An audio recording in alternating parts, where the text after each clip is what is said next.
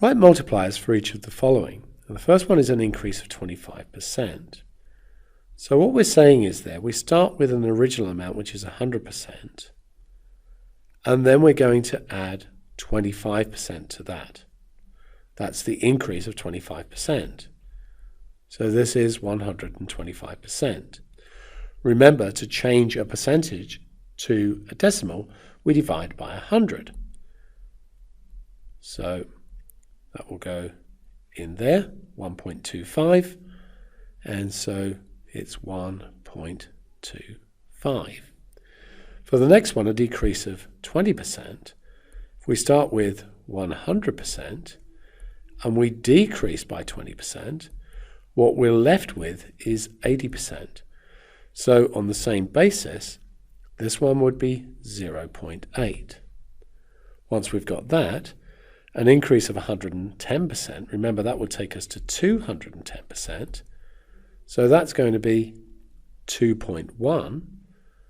A decrease of 5% would take us to 95%, so this one's going to be 0.95.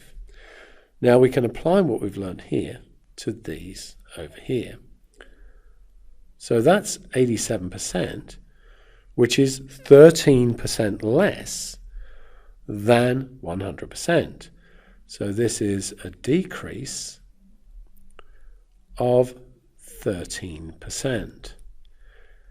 0.78, so 78%, well, that's 22% less. So that's a decrease of 22% from the 100%. Now 1.45, that's 145%, which if we start at 100% is an increase of 45%. So that one is an increase of 45%. 2.45 is 245%. Starting at 100%, that's an increase of 145%. So that's an increase of 145%.